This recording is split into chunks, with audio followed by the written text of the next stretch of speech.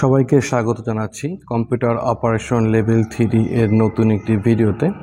এই ভিডিওর মাধ্যমে আমরা দেখব কিভাবে স্প্রেডশিট অ্যানালাইসিং সফটওয়্যার ব্যবহার করে কিভাবে উইকলি উইজেট শিট তৈরি করা যায়। তো চলুন শুরু করি। আপনারা দেখতে পাচ্ছেন আমাদের কম্পিউটার স্ক্রিনে এখানে একটি জব শিট রয়েছে। এখানে প্রথমে লক্ষ্য করলে দেখতে পাবেন এখানে টাইটেল অ্যান্ড টেক্সট ফরম্যাটিং রয়েছে। এরপর এখানে রয়েছে শিট স্ট্রাকচার। এরপর নিচের দিকে লক্ষ্য করলে দেখতে পারবেন এখানে ফাইনাল লেআউট এক্সাম্পল অর্থাৎ স্যাম্পল দেওয়া রয়েছে। সো আমরা এই জবটা আজকে সম্পূর্ণ করব। তো সর্বপ্রথম আমরা এখান থেকে আমাদের যে স্যাম্পলটা দেওয়া রয়েছে এই স্যাম্পলটা দেখে দেখে আমাদের স্প্রেডশিট সফটওয়্যারে এটাকে তুলে নেব। তো আমরা এখান থেকে শুধুমাত্র এখন এমপ্লয়ি আইডি আর ডেজিগনেশন ছাড়া আমি যেভাবে এখন এক্সেল শিটে উঠাচ্ছি সেভাবে আপনারা উঠিয়ে নেবেন। তো আমরা প্রথমে চলে আসি ডেস্কটপ স্ক্রিনে। ডেস্কটপ স্ক্রিনে আসার পরে আপনারা লক্ষ্য করে দেখতে পাবেন এখানে আমি ইতিপূর্বেই একটা স্প্রেডশিট বা এক্সেল ফাইল তৈরি করে রেখেছি। আমি ফাইলটাকে প্রথমে ওপেন করি। ওপেন করার পরে এর ভিতরে আমি এই ডাটাগুলো সুন্দর করে এন্ট্রি করে রেখেছি যাতে এই ডাটা এন্ট্রি করতে গিয়ে আমাদের ভিডিওর ডিউরেশন বেশি বড় না হয়ে যায় তাই। সো এবার আমরা প্রত্যেকটি ধাপ অনুযায়ী কাজ করব। তো আমরা এখান থেকে স্যাম্পলটাকে তুলে নিয়েছি। এবার স্যাম্পলের ভিতরে দেখতে পাচ্ছেন আমাদের এখানে বর্ডার দেয়া রয়েছে। সো আমরা বর্ডারটাকে দিয়ে নেব। সেই জন্য আমরা চলে আসি আমাদের স্প্রেডশিট সফটওয়্যারে। সো এবার আমরা এখান থেকে এই সেলগুলোকে সিলেকশন করে আমরা এখান থেকে হোম ট্যাবের অধীনে ফন্ট সেকশন থেকে এখানে বর্ডারে ক্লিক করে আমরা এখান থেকে অল বর্ডার দিয়ে দেব। তাহলে হচ্ছে আমাদের এভাবে বর্ডারগুলো চলে আসবে। সো এবার আমরা আমাদের স্প্রেডশিটে স্যাম্পলে চলে আসি। এরপর এখানে দেখতে পাবেন নিচের দিকে সো উইকলি উইজেট শিট এভাবে লেখাটা আমাদের রয়েছে। সো আমরা যেটা করেছি এখানে প্রথম যে A1 সেলটা রয়েছে সেই সেলের ভিতরে আমরা লেখাটাকে লিখে নিয়েছি। এবার আমরা এই সেলগুলোকে একত্রে সিলেকশন করব। করার পরে হোম ট্যাব থেকে আমরা এখানে মার্জান সেন্টার রয়েছে। সো আমরা এখান থেকে মার্জান সেন্টারে ক্লিক করব। তাহলে আমাদের লেখাটা মিডল পয়েন্টে চলে আসবে। ওকে, সো আমরা স্যাম্পল অনুযায়ী আমাদের কাজগুলো করে নিয়েছি। এরপর আমরা এখান থেকে আমাদের উপরের এখানে টাইটেল অ্যান্ড টেক্সট ফরম্যাটিং নিয়ে কাজ করব। সো আমরা টাইটেল অ্যান্ড টেক্সট ফরম্যাটের দিকে লক্ষ্য করলে দেখতে পারবো এখানে আমাদের টাইটেল ফন্ট এর কথা বলা হয়েছে। সো টাইটেল ফন্ট আমাদের এখান থেকে টাইমস নিউ রোমান দেওয়ার জন্য বলা হয়েছে। সাইজ যাওয়ার জন্য বলা হয়েছে 14 এবং আমাদের যে টাইটেল লেখা টাইটেলটা হবে সেটা হচ্ছে weekly wages sheet for workers. So আমরা আমাদের স্যাম্পলে চলে আসি। আমাদের এই যে উপরে দেখতে পাচ্ছেন আমাদের টাইটেলটা। সো আমরা টাইটেলটাকে সিলেকশন করব। এরপর আমরা হোমে চলে আসব। হোমে আসার পরে এখানে আমরা ফন্ট খুঁজে বের করব। সো আমাদের ফন্ট হচ্ছে টাইমস নিউ রোমান। আমরা এখানে সার্চ করব অথবা এখান থেকে স্ক্রলিং করে আমরা খুঁজে বের করব। সো আমাদের সুবিধার্থে আমরা এখান থেকে সার্চ করে নিচ্ছি। টাইমস নিউ রোমান সিলেকশন করে দিলাম। আমাদের টাইমস নিউ রোমান চলে আসলো এবং ফন্ট সাইজ এখান থেকে 14 হবে। সো আমরা এখান থেকে ড্রপ ডাউনে ক্লিক করে আমরা ফন্ট সাইজটাকে 14 করে দিলাম। তাহলে আমাদের টাইটেলের কাজটা সম্পূর্ণ হয়ে গেল। এরপর আমরা দেখতে পাচ্ছি আদার টেক্সট ফরম্যাট রয়েছে। টাইটেল ছাড়া বাকি যে লেখাগুলো রয়েছে সেটা হচ্ছে আমাদের আদার্স টেক্সট ফরম্যাট। সো আমরা এখান থেকে আদার যে টেক্সট থাকবে সেটা এরিয়াল থাকবে এবং সেটার সাইজ 10 থেকে 11 এর ভিতরে থাকবে, সেটা কিন্তু আমাদের এখানে বলা রয়েছে। সো আমরা এই কাজটা করব এখন। সো আমরা চলে আসি আমাদের ওয়ার্কশিটের ভিতরে। দেন আমরা টাইটেল ছাড়া বাকি যে লেখাগুলো রয়েছে এখান থেকে এই লেখাগুলো, সো এটা হচ্ছে আমাদের আদার টেক্সট। সো আমরা এখান থেকে প্রথমে এই লেখাগুলোকে সিলেকশন করব অর্থাৎ আমাদের রেঞ্জটাকে সিলেকশন করব। আমরা চলে আসব হোম ট্যাবে, এখানে ফন্ট। আমরা এখান থেকে ফন্টটাকে সার্চ করব। সো আমাদের ফন্ট হচ্ছে এরিয়াল।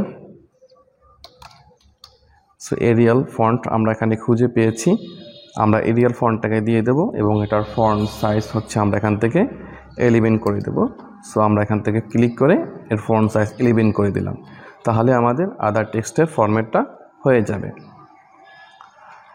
এরপর আমাদের পরবর্তী দেখতে পাচ্ছেন, নিচের দিকে লক্ষ্য করলে দেখতে পারবেন যে এখানে আমাদের শিট স্ট্রাকচারের একটা অপশন রয়েছে। প্রথমে আমাদের এখানে বলছি কলাম। সো আমাদের এখানে এই প্রতিটা কলাম, যেমন এক্সাম্পল এই সিরিয়াল নাম্বার এটা একটা কলাম, এমপ্লয় আইডি এটা একটা কলাম, নাম এটা একটা কলাম। সো এভাবে আমাদের বাকি যে কলামগুলো রয়েছে সেই কলামগুলোর কাজগুলো করতে হবে। তো সর্বপ্রথম আমাদের এখানে এমপ্লয় আইডি যেটা রয়েছে সেটার কলাম নিয়ে কাজ করার জন্য বলা হয়েছে। সো এমপ্লয় আইডিতে আমরা যদি লক্ষ্য করি দেখতে পাবো এখানে আমাদের প্রথমে বলা হয়েছে যে ভ্যালিডেশন ব্যবহার করার জন্য use custom validation formula to ensure that employ ID is 7 characters long. So আমাদের এই এমপ্লয় আইডির কলামে এখানে আমাদের কাস্টম ভ্যালিডেশন ব্যবহার করার জন্য বলা হয়েছে এবং আমাদের এমপ্লয় আইডির যে লেন্থ সেটা হচ্ছে 7 ডিজিটের হবে, সেটা কিন্তু আমাদের এখানে বলে দেওয়া হয়েছে। আপনারা দেখতে পাচ্ছেন ক্যারেক্টার 7 ক্যারেক্টার্স লং। এরপরে বলা হয়েছে the first character should be E. So প্রথম যে ক্যারেক্টার থাকবে সেটা আমাদের ই দেওয়ার জন্য বলা হয়েছে এবং and the next 6 character should B numeric. এরপর পরবর্তী যে 6 ডিজিট থাকবে সেটা হচ্ছে আমাদের নিউমেরিক টাইপের দেওয়ার জন্য বলা হয়েছে। সো আমরা এই ডাটা ভ্যালিডেশনের কলামের কাজটা এখন করব। আমরা চলে আসলাম আমাদের ওয়ার্কশিটে। প্রথমে আমাদের এমপ্লয় আইডি কলাম নিয়ে কাজ করতে হবে। সো আমি আপনাদের জ্ঞাতার্থে জানিয়ে রাখি, আমাদের এমপ্লয় আইডির কাজ করার নিয়ম হচ্ছে প্রথমে আমাদের এমপ্লয় আইডির যে রেঞ্জটা এটাকে সিলেকশন করে নিতে হবে। এরপর আমাদের এখান থেকে ডাটা ট্যাবে ক্লিক করতে হবে, দেন এখান থেকে ডাটা ভ্যালিডেশনে ক্লিক করতে হবে। এরপর আমাদের ডাটা ভ্যালিডেশন থেকে এখান থেকে এনেবলি পরিবর্তন করে কাস্টমে ক্লিক করতে হবে এবং আমাদের এই ফর্মুলা এখানে আমাদের ফর্মুলাটা লিখতে হবে। কিন্তু আপনাদের সুবিধার্থে আমি বলে রাখি, আমরা যদি ফর্মুলাটা এখানে লিখতে যাই তাহলে বিভিন্ন ধরনের সমস্যার সম্মুখীন হতে পারি। তাই আমি আপনাদের বিকল্প একটি পদ্ধতি দেখিয়ে দিচ্ছি। প্রথমে হচ্ছে আমাদের ফর্মুলাটাকে আমরা আমাদের যে কোনো একটি ফাঁকা সেলের ভিতরে এটাকে রাফ করে নেব, খসড়া করে নেব। তারপর আমরা ফর্মুলাটাকে ওখানে কপি করে নিয়ে বসিয়ে দেব, তাহলে আমাদের কাজ হয়ে যাবে। সো ফর্মুলার ভিতরে আমাদের 3টি জিনিস বেশি ইম্পর্টেন্ট। এক নম্বর হচ্ছে আমাদের বলা হয়েছে যে আমাদের এমপ্লয় আইডিটা 7 ডিজিটের হতে হবে। এরপর দ্বিতীয় নম্বর বলা হয়েছে যে আমাদের এমপ্লয় আইডির প্রথম ডিজিট ই থাকবে। এরপর বলা হয়েছে তারপর 6 ডিজিট থাকবে নিউমেরিক বা সংখ্যা থাকবে। সো এটা আমাদের কমপ্লিট করতে হবে এবং আমাদের এখানে ডাটা ভ্যালিডেশন ব্যবহার করার জন্য বলা হয়েছে। সো আমরা এবার শুরু করি। সো প্রথমে আমরা প্রথম যে আমাদের এমপ্লয় আইডি রয়েছে তার ফার্স্ট ক্যারেক্টার ই রাখার জন্য আমরা এখানে লেফট ফাংশন ব্যবহার করব। তো সর্বপ্রথমে আমি এমপ্লয় আইডির এখানে একটি আইডি এন্ট্রি করে নিচ্ছি আপনাদের বোঝার সুবিধার জন্য। সো আমি এখান থেকে আইডিটা লিখে দিচ্ছি। সো আপনারা দেখতে পাচ্ছেন এমপ্লয় আইডির এখানে আমরা 6 ডিজিট আমরা এখানে টাইপ করে দিয়েছি। 7 ডিজিট আমাদের প্রথম ডিজিট হচ্ছে ই এবং পরবর্তী হচ্ছে নিউমেরিক টাইপের 6টা ডিজিট। সো এবার আমরা যদি এখানে একটা ফাংশনকে কল করি তাহলে আপনারা ক্লিয়ার বুঝতে পারবেন। সো আমরা প্রথমে ইকুয়ালকে কল করে এবং আমরা এখান থেকে লেফট ফাংশনটাকে ইউজ করতেছি। সো লেফট ফাংশন ইউজ করার পরে লেফটের ভিতরে আমাদের 2টা আর্গুমেন্ট চলে আসলো। প্রথমে বললো যে আমাদের টেক্সট, এরপর আমাদের বলতেছে নাম্বার অফ ক্যারেক্টার। সো আমরা যদি এখান থেকে এই এমপ্লয় আইডির সেলটাকে দিয়ে দিই টেক্সটের ভিতরে, দেন কমা দিই, এবার যদি আমরা নাম্বার ক্যারেক্টার দিয়ে দিই, সো আমি এখানে অন দিচ্ছি, এবার ব্র্যাকেট ক্লোজ করি, এবার ইন্টার দিই, তাহলে আপনারা দেখতে পাবেন শুধুমাত্র এখান থেকে যে ই ক্যারেক্টার রয়েছে সেটা কিন্তু আমাদের এখানে চলে আসতেছে। যদি আমরা এখান থেকে অনের পরিবর্তে 2 দেই তাহলে দেখবেন যে এখান থেকে 2টা ক্যারেক্টার আমাদের এমপ্লয় আইডির লেফট পাশ থেকে দুইটা ক্যারেক্টার কিন্তু আমাদের এখানে চলে আসতেছে। সো লেফট ফাংশনটা এভাবেই কাজ করে। সো আমরা এখান থেকে প্রথমটাকে এখানে অন করে দিচ্ছি, যেহেতু আমাদের একটি ক্যারেক্টার করার জন্য বলা হয়েছে, এবং এর সামনে আমরা ইকুয়াল দিয়ে ডাবল কোটেশনের ভিতরে যদি আমরা টাইপ করে দিই তাহলে কিন্তু আমাদের ফাংশন তৈরি হয়ে গেল। এবার আমরা যদি এই এমপ্লয়ি আইডির ভিতরে প্রথম ক্যারেক্টার যদি দেই তাহলে আমাদের এখানে ট্রু আসবে, আর প্রথম ক্যারেক্টার যদি ছাড়া অন্য কোনো সংখ্যা থাকে তাহলে কিন্তু আমাদের এখানে ফলস চলে আসবে। সো আমরা একবার চেক করে দেখব। সো এর পরিবর্তে আমি অন্য একটা লেটার আর দিয়ে দিচ্ছি। এবার আমরা এখান থেকে ইন্টার প্রেস করি কিবোর্ড থেকে। সো আপনারা দেখতে পাচ্ছেন এখানে ফলস চলে আসলো। আবার যদি আমরা আর এর পরিবর্তে এটাকে করে দিই তাহলে আমাদের এখান থেকে এটা ট্রু চলে আসবে। তার মানে এটা আমাদের সঠিকভাবে কাজ করতেছে।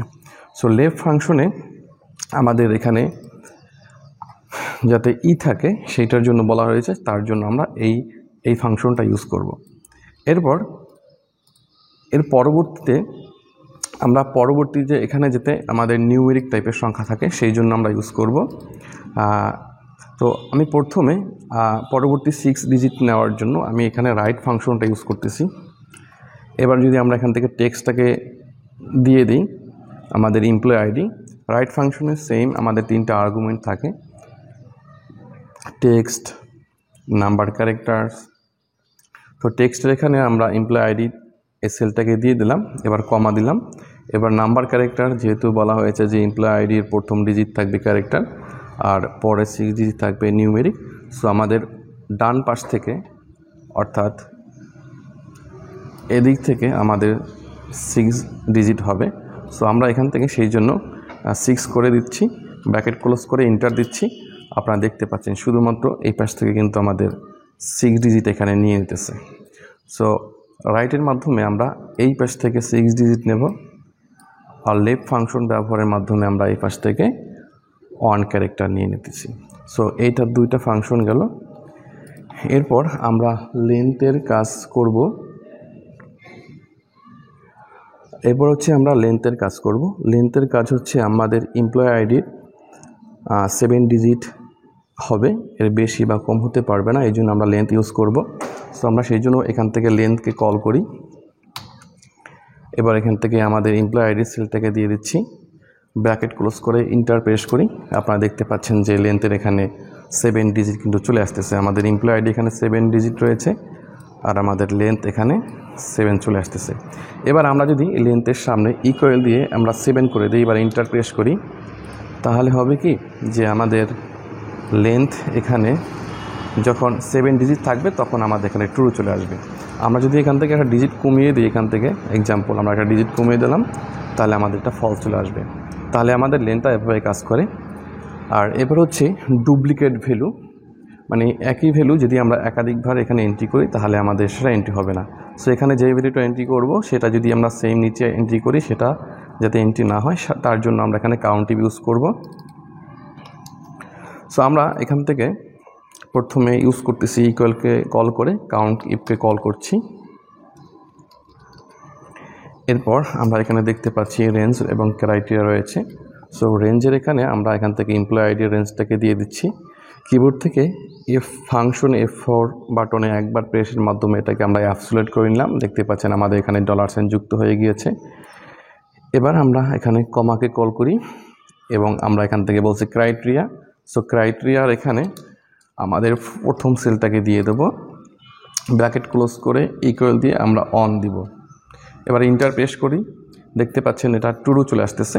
সো আমি যদি এইখানে উপরের এই ডিজিটটা যদি আমি এখানে টাইপ করি দেখবেন যে ফলস চলে আসবে। সো আমি এখানে টাইপ করছি E101001। সো যখন আমরা এখানে দুইটা ভ্যালু একই মানের বা একই এমপ্লয়ি আইডি দুইবার টাইপ করেছিলাম তখন আমাদের এখানে ফলস চলে আসলো। তো চলুন এবার আমরা এই যতগুলা ফাংশন আমরা এখন তৈরি করছি সেটা একটা ফাংশনে আমরা নিয়ে আসব এবং আমরা ডাটা ভ্যালিডেশনে এই ফাংশনটা ব্যবহার করব। তো চলুন শুরু করি। প্রথমে আমরা ইকুয়ালকে কল করে অ্যান্ডকে টাইপ করব। আপনারা জানেন যে অ্যান্ড হচ্ছে একটা লজিক্যাল ফাংশন, এখানে একাধিক লজিক্যাল নেওয়া যায়। সো প্রথমে আমরা অ্যান্ড নিলাম, নেওয়ার পরে আমরা টাইপ করলাম লেফট লেফট টাইপ করার পরে আমাদের এখানে বলতেছে টেক্সট। সো টেক্সটের এখানে আমাদের এমপ্লয়ি আইডির প্রথম সেলটাকে দিয়ে দিচ্ছি, এবার কমা দিচ্ছি, দেওয়ার পরে আমাদের এখানে বলছে নাম্বার অফ ক্যারেক্টার্স। সো আমরা এখান থেকে অন দিচ্ছি, ব্র্যাকেট ক্লোজ করে ইকুয়াল দিয়ে আমরা ডাবল কোটেশনের ভিতরে এখানে লিখে দিচ্ছি ই। ওকে, ই দেওয়ার পরে আমরা কমা দেওয়ার পরে আমরা লজিক্যাল টেস্ট 2 শুরু করলাম। লজিক্যাল টেস্ট 2তে আমরা বলবো যে এখানে যাতে 7 ডিজিটের বেশি না হয়, সেই জন্য আমরা লেন্থ ফাংশনকে কল করতেছি এবং আমাদের এমপ্লয়ি আইডির প্রথম সেলটাকে দিয়ে দিচ্ছি, ব্র্যাকেট ক্লোজ করে ইকুয়াল দিয়ে আমরা এখান থেকে 7 দিয়ে দিচ্ছি। তাহলে আমাদের 7 ডিজিটের জন্য লেন্থ ফাংশন ব্যবহার করলাম। এরপর আমরা এখানে ডুপ্লিকেট ভ্যালুর জন্য কাউন্টিভ ব্যবহার করব। সো আমরা এখান থেকে কাউন্টিভকে কল করছি, কাউন্টিভ প্রথমে দেখতে পাচ্ছেন রেঞ্জ। সো আমরা এখান থেকে আমাদের এমপ্লয়ি আইডির রেঞ্জটাকে দিয়ে দিচ্ছি। আমরা কিবোর্ড থেকে F4 ফাংশন F4 একবার প্রেসের মাধ্যমে আমরা রেঞ্জটাকে অ্যাবসলিউট করে নিলাম। এবার কমা দেওয়ার পরে আমরা দেখতে পাচ্ছি এখানে রয়েছে ক্রাইটেরিয়া। সো আমরা এখান থেকে প্রথম এমপ্লয়ি আইডি সেলটাকে দিয়ে দিচ্ছি, ব্র্যাকেট ক্লোজ করে ইকুয়াল দিয়ে এখানে অন দিচ্ছি। সো আমাদের এই কাউন্টিভ ফাংশনটা ডুপ্লিকেট ভ্যালুর জন্য কাজ করবে। এরপর আমরা কমা দিচ্ছি। এরপর আমাদের এমপ্লয়ি আইডি শেষ 6 ডিজিট যাতে নিউমেরিক সংখ্যা হয়, সেই জন্য আমরা এখানে ইজ নাম্বার ইউজ করব। ইজ নাম্বার ইউজ করার পরে এখানে বলছে ভ্যালু। সো আমরা ভ্যালুর ভিতরে রাইট ফাংশন ব্যবহার করব। সো রাইট ফাংশন যেহেতু এটা ফাংশন, সো এটা ইজ নাম্বারে কাজ করবে না। সো তাই আমরা এই ইজ নাম্বারের ভ্যালুর ভিতরে ভ্যালু নামে একটা ফাংশন ব্যবহার করব এবং সেই ভ্যালু ফাংশনের আর্গুমেন্ট টেক্সটের ভিতরে আমরা এখানে রাইট ফাংশনটা ইউজ করব। এবার রাইট ফাংশনের টেক্সট আর্গুমেন্টে আমরা এখান থেকে এমপ্লয়ি আইডির প্রথম সেলটাকে দিয়ে দেব, কমা দেব। এরপর আমাদের নাম্বার অফ ক্যারেক্টার্স দেখতে পাচ্ছেন এখানে।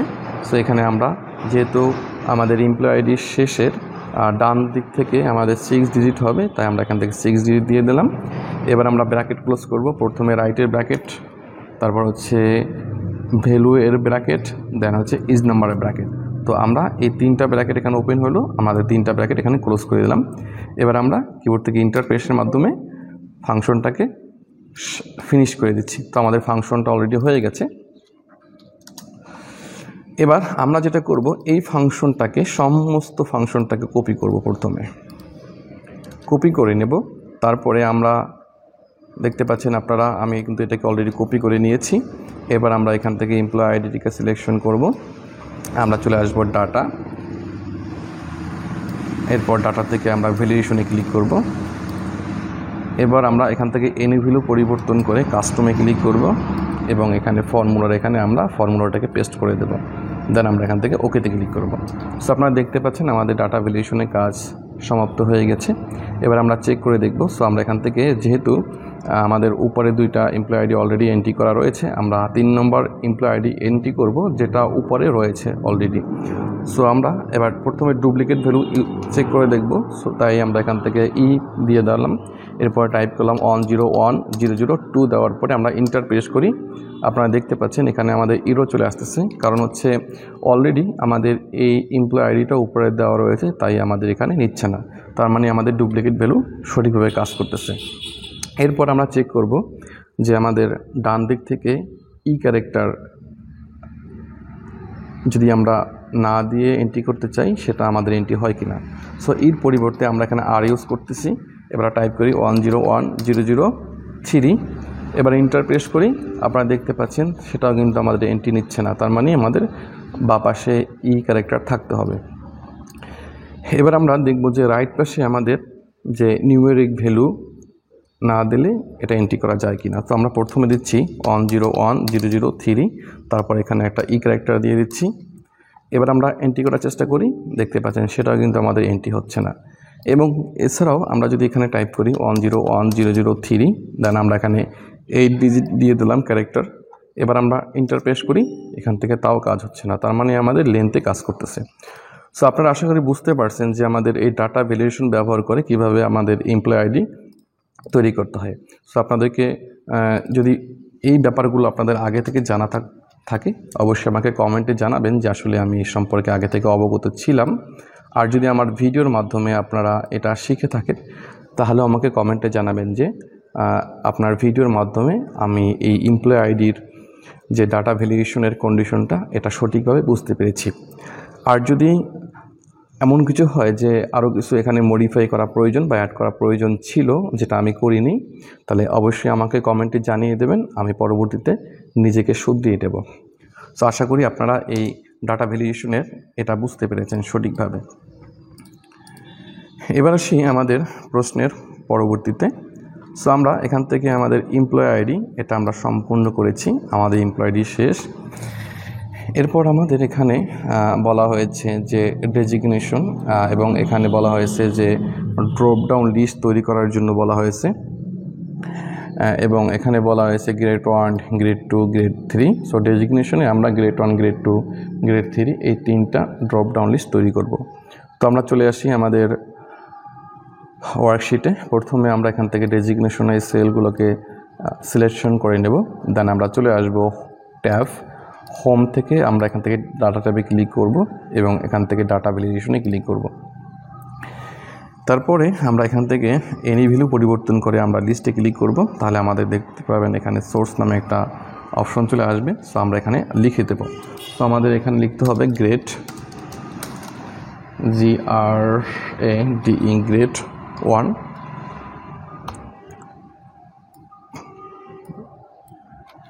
এরপর রয়েছে গ্রেড 2, এরপর রয়েছে গ্রেড 3। সো আপনারা দেখতে পাচ্ছেন আমি যেভাবে লিখেছি সোর্সের ভিতরে আপনারা ঠিক একইভাবে এটা লিখে দেবেন, তাহলে হচ্ছে আপনাদের কাজটা খুব সহজেই হয়ে যাবে। এবার আমরা এখান থেকে ওকেতে ক্লিক করি, তাহলে আমাদের ড্রপ ডাউন লিস্টটা হয়ে গেল। এবার আমরা এখান থেকে ড্রপ ডাউনে ক্লিক করি, ক্লিক করে আমাদের এটাকে আমরা সুন্দর করে তুলে নেব। তো আমরা প্রথমে এখান থেকে গ্রেড 1 হবে, তারপরে হচ্ছে আমাদের গ্রেড 3 হবে, এরপরে গ্রেড 2, এরপরে আবার এখানে হচ্ছে গ্রেড 3 হবে, তারপর হচ্ছে আবার এখানে গ্রেড 1, গ্রেড 3, গ্রেড 2,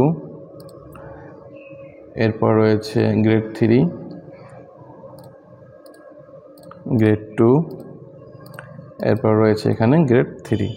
সো আমাদের এই ডেজিগনেশনটা অলরেডি আমাদের ফিল হয়ে গেছে। তো চলুন এর পরবর্তী স্টেপটা আমরা দেখি। পরবর্তী কলামে আমাদের বলা হয়েছে বেসিক ওয়েজেসের জন্য। সো বেসিক ওয়েজেসের জন্য আমাদের এখানে বলা হয়েছে auto feel base on designation using if or VLOOKUP. So আমরা প্রথমে ইফ ফাংশন ব্যবহার করে এই কাজটা করব। আমি অলরেডি এই ভিলুকআপ ব্যবহার করে আমি এই মান্থলি ওয়েজেসিট তৈরি করেছিলাম। সো এবার আমরা ইফ ফাংশনটা ইউজ করব। অনেকের কাছে ভিলুকআপটা কঠিন মনে হয়, সো আমি ইফের মাধ্যমে কাজটা সঠিকভাবে করার চেষ্টা করব। সো আমাদের ডেজিগনেশনের উপর ভিত্তি করে এটা অটোফিল হবে। সো আমাদের যদি ডেজিগনেশন বা গ্রেড 1 হয়, যারা গ্রেড 1 তাদের পার আওয়ার 150 টাকা করে হবে আপ টু 40 ঘন্টা, অর্থাৎ 40 ঘন্টার নিচে তার প্রতি ঘন্টা 150 টাকা করে হবে। গ্রেড 2-র জন্য হবে 125 টাকা করে, গ্রেড 3-র জন্য হবে 100 টাকা করে। সো আমরা এই কাজটা করব এবং এই কাজটা আমরা প্রথমে করে নেব। তো 40 ঘন্টার জন্য এখানে বলা হয়েছে, সেই দিকে বিশেষভাবে খেয়াল রাখতে হবে। সো আমরা চলে আসি আমাদের ওয়ার্ক শিটে।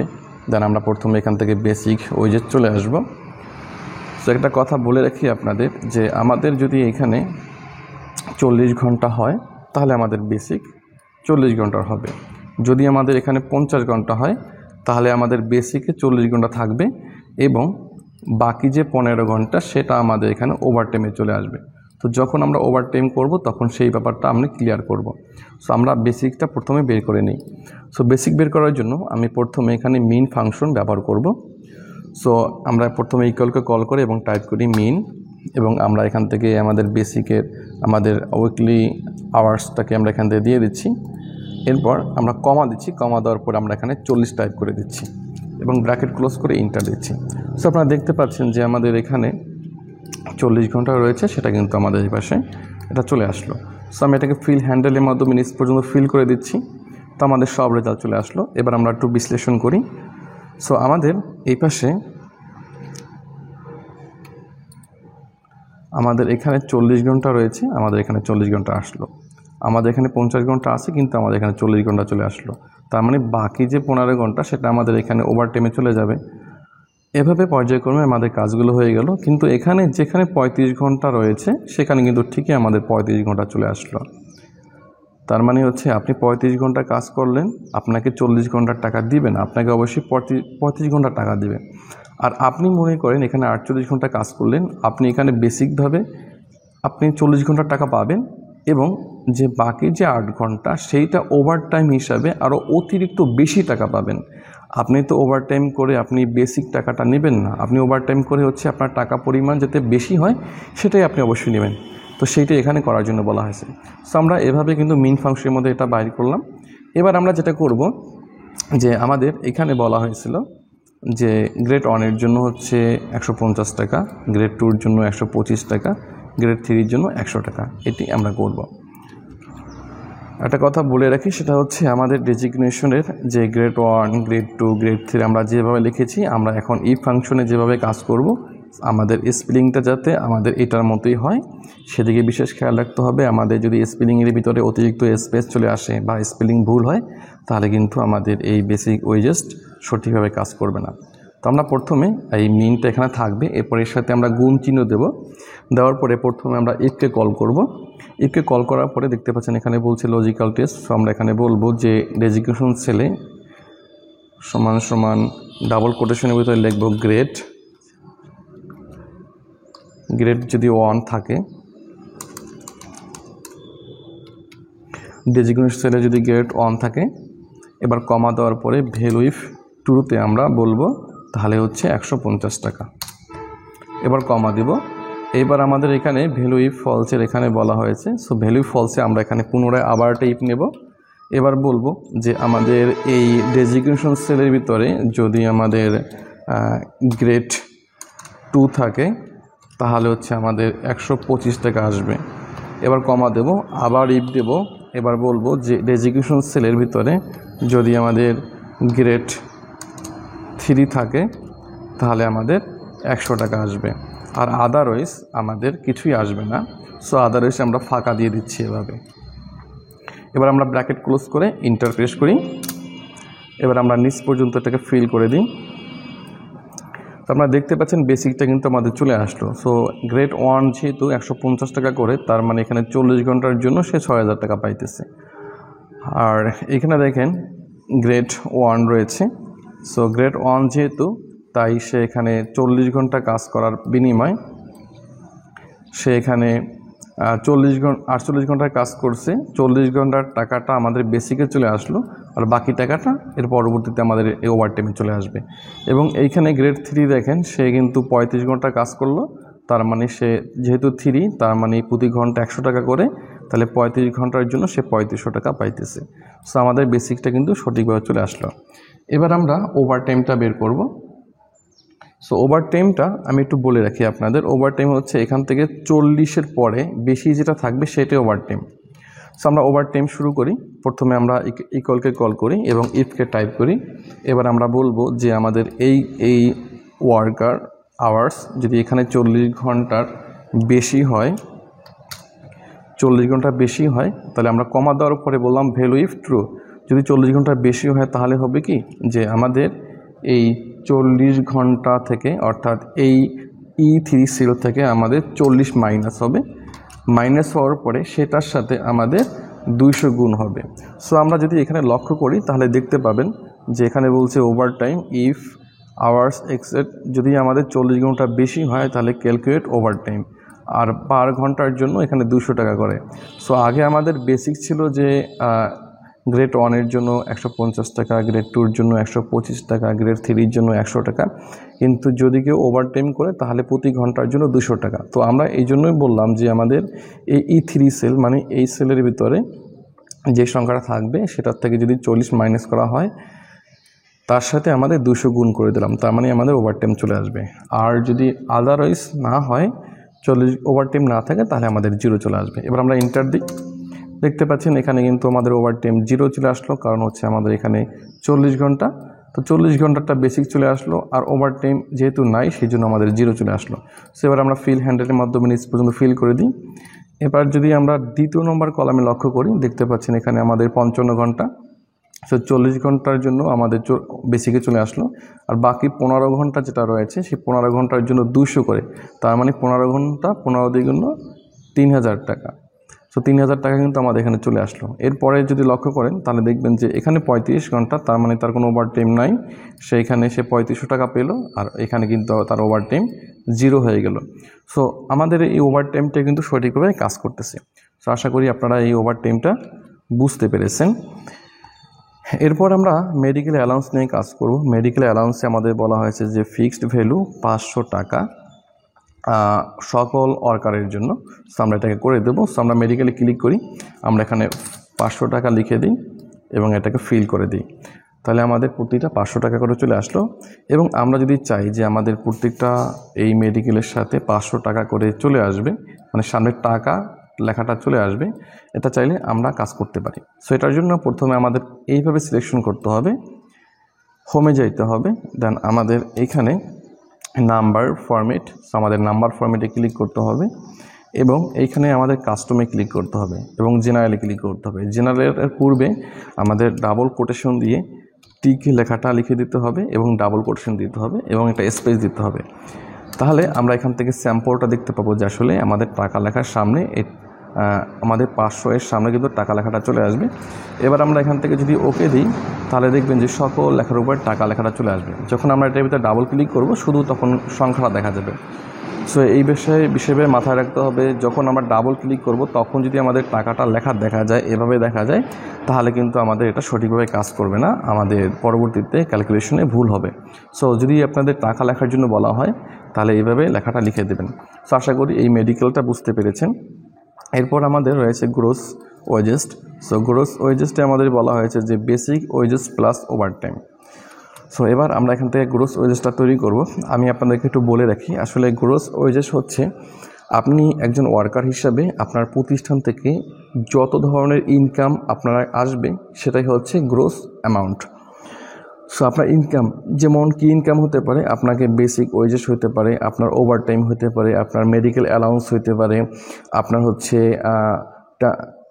চিকিৎসা ভাতা হইতে পারে, আপনার গাড়ি ভাড়া হইতে পারে, আপনার ঘর ভাড়া হইতে পারে। সো এই জন্য যত ভাড়া পাবেন আপনি সেইটি হচ্ছে আপনার গ্রোস অ্যামাউন্ট। সো এবার আমরা এখান থেকে ইকুয়ালকে কল করি এবং সামকে টাইপ করি এবং বেসিক ওয়েজেস দেন ওভারটাইম এবং হচ্ছে মেডিকেল অ্যালাউন্স, এই তিনটে হচ্ছে আমাদের গ্রোস। সো আমরা এটাকে যোগ করে আমরা এটাকে ফিল হ্যান্ডেলের মাধ্যমে ফিল করে দিচ্ছি, তাহলে আমাদের এটার অ্যামাউন্ট এখানে চলে আসবে। এরপর আমার এখানে ইনকাম ট্যাক্স রয়েছে। সো ইনকাম ট্যাক্সের এখানে আমাদের বলা হয়েছে যে 10% অফ গ্রোস ওয়েজেস। সো আমাদের গ্রোস ওয়েজেস যেটা হবে তার 10% কিন্তু আমাদের এই আইটিতে। তো আমরা এখান থেকে যেটা করব, ইকুয়ালকে কল করব এবং গ্রোস অ্যামাউন্ট এটাকে সিলেকশন করব এবং এখান থেকে এটার সাথে আমরা 10% গুণ করে দেব এবং ইন্টার প্রেস করব এবং এটাকে আমরা ফিল করে দেব, তাহলে হচ্ছে আমাদের আইটি চলে আসবে। আর এরপর রয়েছে আমাদের নিট অ্যামাউন্ট। সো নিট অ্যামাউন্টের জন্য আমাদের বলা হয়েছে gross wages plus medical allowance minus হচ্ছে আইটি। সো আমরা যেহেতু এখানে মেডিকেল অ্যালাউন্সটা অলরেডি গ্রোসের ভিতরে আমরা যোগ করে নিয়েছি, সো আমরা নিট অ্যামাউন্টটা হচ্ছে যে প্রতিষ্ঠান থেকে আমরা যা পাবো, যেমন হচ্ছে আমরা ঘর ভাড়া হোক, বেসিক ওয়েজেস হোক, হাউস রেন্ট হোক, আমাদের যত ধরনের ইনকাম পাবো এবং প্রতিষ্ঠানের যে খরচটা হবে, যে আমাদের বিভিন্ন ধরনের খরচ থাকতে পারে, যেমন এক্সাম্পল এখানে ইনকাম ট্যাক্স থাকতে পারে। সো ইনকাম ট্যাক্স আমরা যা পাবো সেখান থেকে আমরা আমাদের থেকে যা পাবে সেটাকে মাইনাস করার পরে যেটা থাকবে সেইটাই নিট অ্যামাউন্ট। অর্থাৎ আমরা প্রতিষ্ঠান থেকে যে ইনকাম করব সেখান থেকে ট্যাক্স দেওয়ার পরে আমার হাতে যেই টাকাটা পৌঁছাবে সেটাই হচ্ছে নিট অ্যামাউন্ট। সো আমরা এখান থেকে ইকুয়ালকে কল করি এবং আমরা এখান থেকে গ্রোস অ্যামাউন্টটাকে সিলেকশন করে মাইনাস এখান থেকে আমাদের আইটিকে করে দিই, এবার ইন্টার দিই, এবার এটাকে নিচে ফিল হ্যান্ডেলের মাধ্যমে দিয়ে দিচ্ছি, তাহলে আমাদের নিট অ্যামাউন্টটা চলে আসবে। এবার আমি একটু সংক্ষেপে একটু ব্যাখ্যা করি। দেখেন আমাদের এই গ্রোস ওয়েজেস, ওভারটাইম এবং মেডিকেল অ্যালাউন্স এই টাকাগুলো পাচ্ছি। সো আমরা এই টাকাগুলোকে আমরা যোগ করে আমাদের এই গ্রোসের ভিতরে রেখেছি। আর আইটি হচ্ছে আমাদের এই গ্রোসের 10%। আর নিট অ্যামাউন্টটা কীভাবে বের করলাম, নিট হচ্ছে আমাদের এই গ্রোস থেকে আমরা আইটিটাকে মাইনাস করছি, এই গ্রোস থেকে আমরা এটাকে আইটিটাকে মাইনাস করার পরে যেটা আসলো সেইটা হচ্ছে আমাদের এই নিট অ্যামাউন্ট। সো আশা করি এটা আপনারা ক্লিয়ারভাবে বুঝতে পারছেন। সো আপনাদেরকে অসংখ্য ধন্যবাদ জানাচ্ছি যে ভিডিওটা সম্পূর্ণ দেখার জন্য। আশা করি আমি এই উইকলি উইজি শিটটা আগে ইতিপূর্বে যে ভিডিওটা তৈরি করেছিলাম উইকলি উইজি শিট নিয়ে, সেখানে আমি ভিলুকআপ ব্যবহার করেছিলাম। সো আপনি যদি সেই ভিডিওটা না দেখেন সেটা আপনি দেখে আসতে পারেন। সো অনেকের কাছে ভিলুকআপটা অনেক কঠিন মনে হয়, তাই আমি ভিলুকআপ ব্যবহার না করে শুধুমাত্র ইফ এবং মিন ফাংশন ব্যবহার করে আমরা নতুন করে এই উইকলি উইজি শিটটা তৈরি করার চেষ্টা করছি। এটা আগের ভিডিওর থেকে আরও সহজ করার চেষ্টা করেছি। এরপরও যদি আপনাদের কোনো সমস্যা হয় অবশ্যই আমাকে কমেন্টে জানিয়ে দেবেন। আর আজকের ভিডিওর মাধ্যমে যদি কোনো টপিক বুঝতে অসুবিধা হয়, যদি কোনো টাস্ক বুঝতে অসুবিধা হয় অবশ্যই আমাকে কমেন্টে জানাবেন। এবং এই ভিডিওর মাধ্যমে যদি আপনি নতুন কিছু শিখে থাকেন তাহলে অবশ্যই আমাকে কমেন্টে জানাবেন। এবং এই ভিডিওতে দেখানো পদ্ধতিগুলো সম্পর্কে যদি আগে থেকে আপনি অবগত থাকেন তাহলেও আমাকে কমেন্টে জানাবেন, তাহলে আমি বুঝতে পারবো যে এখানে আমাদের কয়জন দর্শক যারা আমার ভিডিওর মাধ্যমে শিখতে পারছে এবং কয়জন দর্শক ছিল যারা এই সম্পর্কে আগেই অবগত ছিল। সো আপনাদেরকে পরিশেষে সবাইকে অসংখ্য ধন্যবাদ জানাচ্ছি ভিডিওটা পরিপূর্ণ সঠিকভাবে দেখার জন্য। যদি এখানে কোনো ভুল ভ্রান্তি হয়ে থাকে অবশ্যই আমাকে কমেন্টে জানিয়ে দেবেন, পরবর্তীতে আমি সংশোধন হওয়ার চেষ্টা করব। সবাই ভালো থাকবেন, সুস্থ থাকবেন, নিরাপদে থাকবেন। খোদা হাফেজ।